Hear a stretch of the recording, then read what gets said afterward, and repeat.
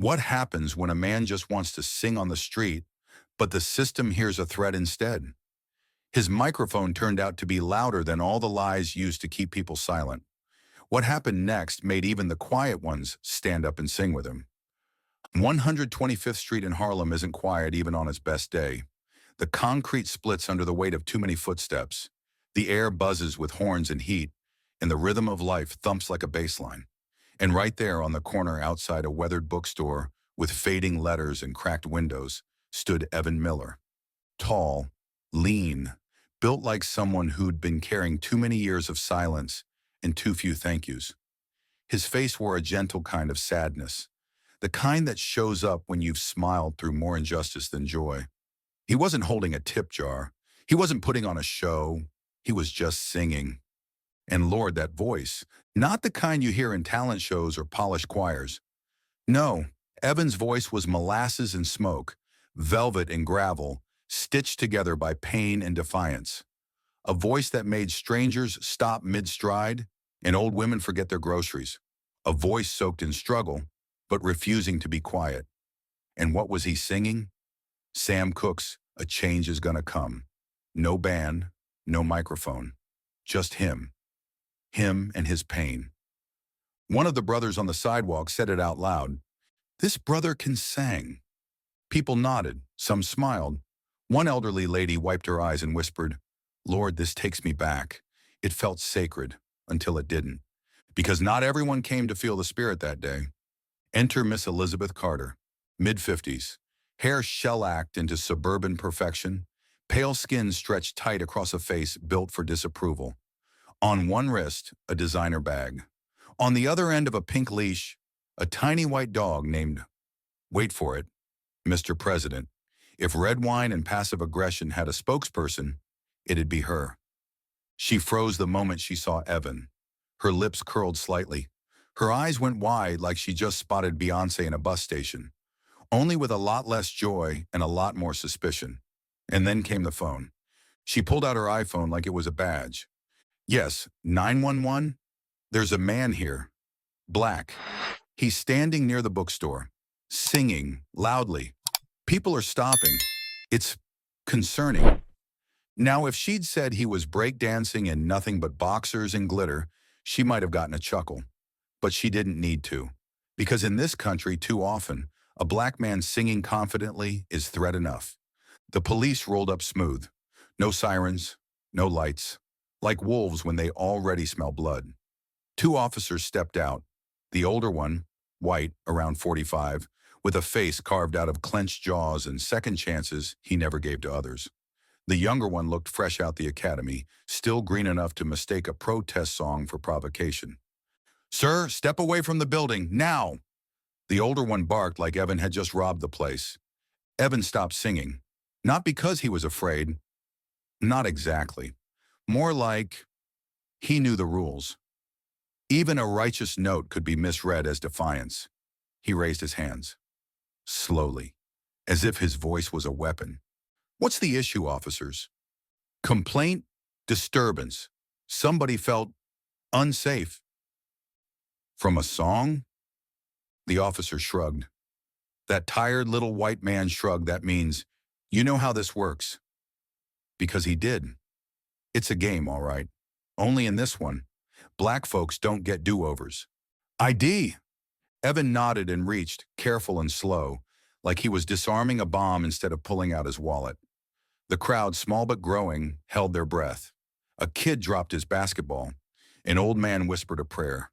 Miss Carter, smug and distant, wore the smirk of someone who believes order's been restored.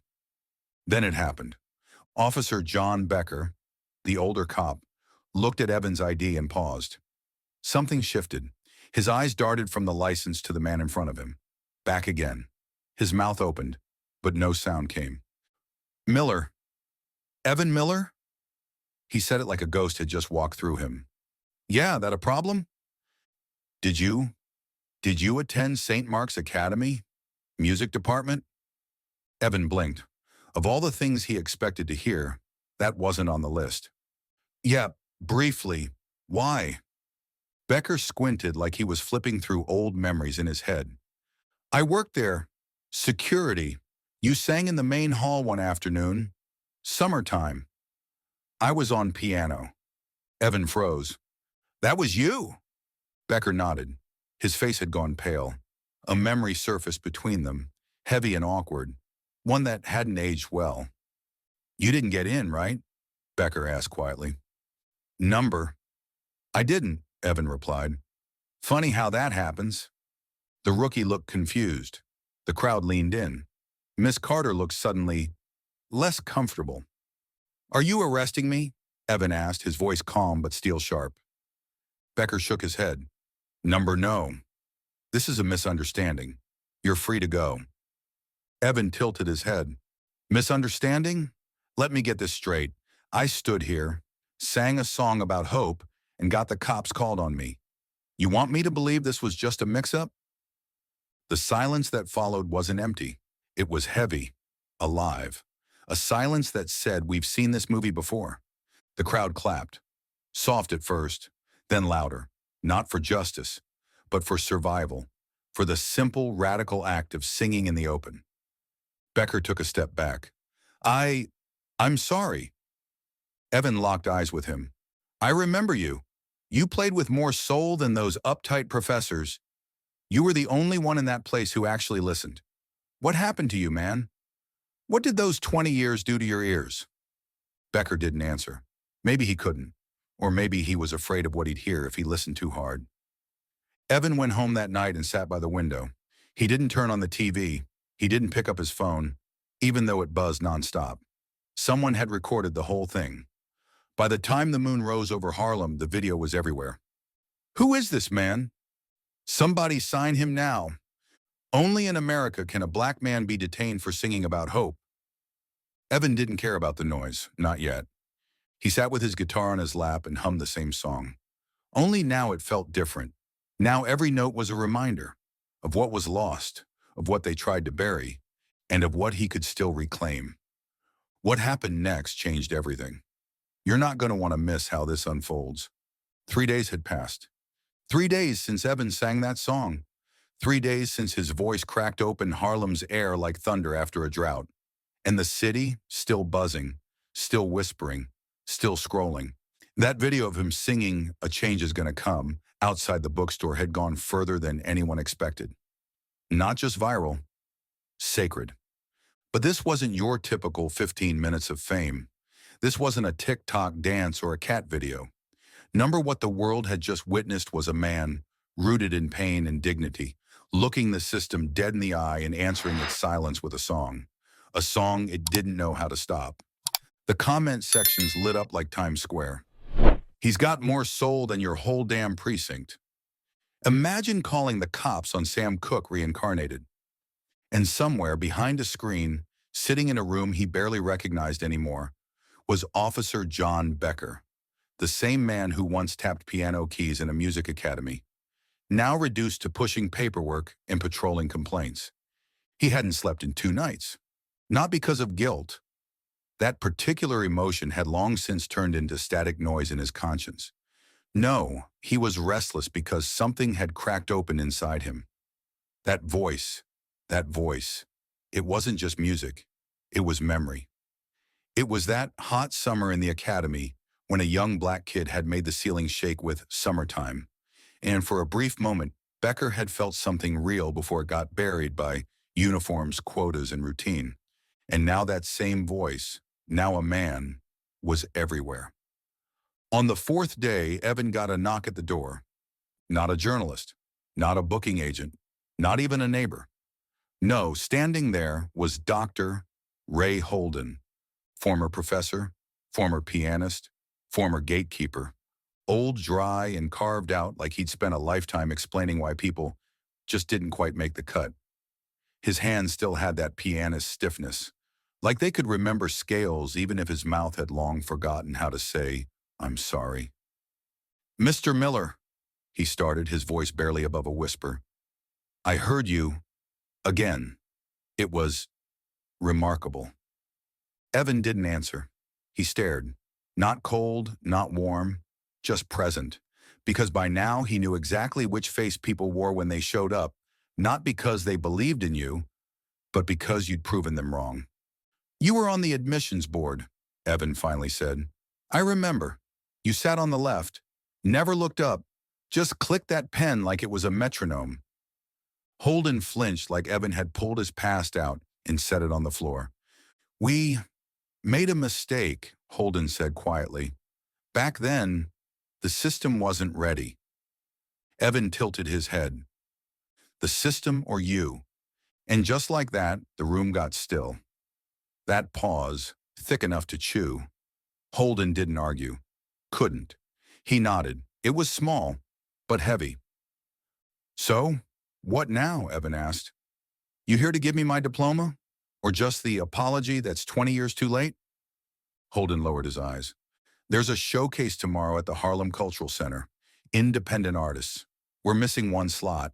I want it to be you. Evan chuckled, not kindly. So now I'm good enough, huh? Whether the system's ready or not, Holden said, more firm this time, you don't need their approval anymore. You are the stage now. You are the voice. That night, the Harlem Cultural Center glowed like it hadn't in years. Inside, portraits of jazz legends forgotten by record labels, but not by the streets. The crowd? Mixed.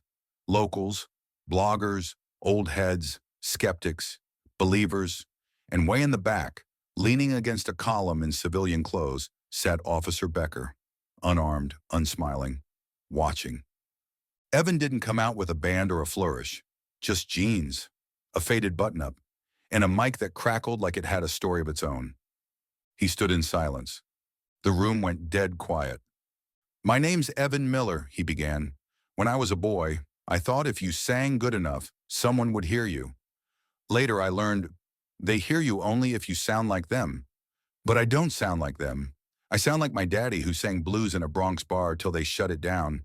I sound like my mama who read psalms so deep the whole church wept. I'm their voice, and it's time you heard it again. And then he sang, not a cover, not a hit, a song he'd written, born of silence, shaped by rejection, delivered like scripture. You could hear hearts breaking between verses, not the loud kind, the quiet, real kind. The kind that happens when you remember all the times you swallowed your truth to keep the peace. In the back, Becker didn't blink, didn't move. His hands gripped his knees like if he let go, he'd fall apart right there. After the final note faded, nobody spoke. There were no cheers, no whistles. Just breathe, stillness, and then slow applause. From the crowd, from the old, from the young, from people who realized they hadn't just heard a voice, they'd heard the truth. Becker walked up after, slow, measured, like a man dragging a ghost. I came to apologize, he said. Evan didn't flinch. For stopping me? Or for staying silent when others did? Becker's throat worked. All of it, he said. I want to tell my side, how the system took who I was, and how you reminded me who that was in the first place. Evan nodded. Not with forgiveness, not with anger, just understanding. Because some people change. Others admit they should have. I'm not a judge, Evan said. I'm a voice, and a voice doesn't punish, it reveals.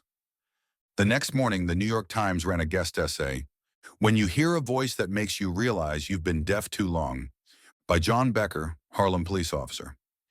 He wrote that he was stepping down, that he was launching a program. Street musicians would get permits, not citations. That not all noise was dangerous.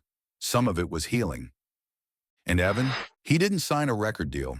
He didn't move to LA. He went right back to 125th Street, same corner, same microphone. This time with a little speaker and a quiet determination. He clicked play. His own track started. A change is gonna come, echoed through Harlem like prophecy. But now people didn't just listen. They stood. This is the turning point. Everything you've been waiting for is about to unfold. Don't miss how Evan finally forces the world to face what it tried to ignore. 2 weeks had passed since Evan Miller stepped onto that small stage and tore straight through the silence. The kind of silence that coats a city in denial, that buries pain beneath polished policies and passive shrugs. That night, Evan didn't just sing. He declared war on quiet complicity. And Harlem? Harlem listened. Online, he was crowned the Black Sam Cooke of 125th. Catchy, sure. But Sam Cooke didn't have to sing next to a trash bin outside a bookstore while ducking noise complaints. Evan did. And after all that applause, after all that praise, he was still eating dollar store ramen and wiping sweat from the same broken AC while staring at that same worn-out mic. Fame, turns out, doesn't pay rent, but now people were calling. A host from a local radio station came first, young, eager, too cheerful for the topic at hand. "We're doing a segment on racial stereotypes," he chirped. "Thought maybe you could sing something soulful in the background?" Evan raised an eyebrow. "Do you want my voice for the conversation, or do you just want it during the conversation?" There was a pause, a cough, a promise to circle back. The host never did. Then the phone rang again. And this time, it wasn't a hobbyist with a podcast. It was Miles Rothstein. Yes, that Rothstein. The man behind half the smooth soul albums that now played in waiting rooms across America.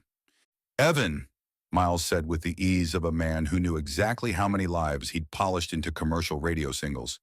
"Your voice is gold. You're viral. Let's record. Full team. Producers, stylists, arrangers, everything." "Stylists?" "Yeah, just to clean up the look. Less street, more Grammy." Evan laughed, the kind of laugh that comes from deep, knowing places. "So you want my voice, but not my truth?"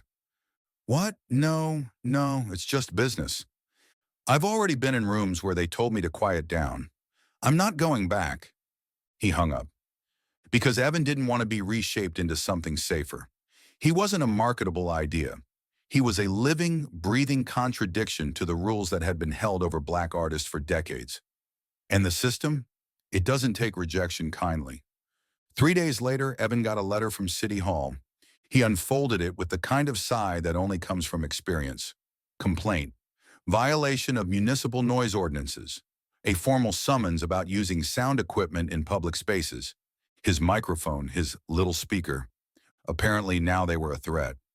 The hearing was held in a gray-walled government building that smelled like old paper and cheap politics. On one side, 3 officials. 2 men in wire-rimmed glasses, 1 woman from the Office of Cultural Integration and Noise Regulation, which, if we're honest, sounded like a polite way to say, "We don't like what makes us uncomfortable." The lead bureaucrat, a man with the energy of a paper cut, cleared his throat. "Mr. Miller, your performances have garnered significant public attention. However, the sound amplification violates policy 42B under Municipal Code. Historic districts have auditory thresholds." "You're calling my music a noise violation?" Evan asked, arms folded. "We're not talking about the content. We're talking about decibels." "Well, I'm talking about injustice, and it's a whole lot louder than my speaker." There was a pause. The woman frowned slightly, as if debating whether real talk was allowed in the chamber. "Mr. Miller, we ask that you refrain from politicizing this issue. This isn't politics, it's reality, and now reality has a mic." That night, a local news station ran a segment. "Music or Menace? Harlem divided over street performer." One woman complained, "My kids can't sleep." Another said, "He sings about real issues. And maybe that's the part people find too loud." But the real moment came when a soft-spoken elder stepped into frame. Glasses, head wrap, calm fire in her voice. "I heard that man sing, and I also saw the city build a whole stage for a white guitarist on the same block. No complaints, no citations, just applause. So the question is, who's really scared of his voice?" Then came the call. Lincoln Center. Yes, that Lincoln Center. Velvet carpets, gold chandeliers, home of approved jazz and gospel so clean you could sell it in a church bake sale. They invited Evan as part of their Voices of Freedom concert series. A grand gesture, a sanitized apology dressed as celebration. Evan was skeptical, but he accepted. Because sometimes you don't say yes for the spotlight. You say yes to kick the door off its hinges. Backstage, moments before showtime, A young assistant rushed over. "Mr. Miller, just a quick note. The organizers would prefer no statements, just music. It's about the ambiance, you know? The atmosphere. So, no truth? Just the vibe. The audience is delicate." Evan smiled, that same smile he wore on 125th, when the cops showed up and asked for ID like his lungs needed a permit. He stepped on stage. 2,000 seats, packed, lights blazing, air heavy with anticipation and expectation. A crowd waiting to be entertained, but not too shaken. He stepped to the mic, breathed in. "They told me to only sing, no talking, no statements, just music. But after 20 years of being told to stay quiet, every note is a statement." Then he sang, a new song, one born from pain and purpose, a track he wrote after the hearing, titled, "They Told Me Not to Sing." Every word hit like a gavel. Every note dared the room to stay comfortable. They told me not to raise my tone, not to be too loud, too proud, too known. But when silence kills more than noise, I choose my voice. It was raw, unfiltered, not meant to soothe, meant to awaken. The crowd, silenced, then standing, then roaring. Not for celebrity, for truth.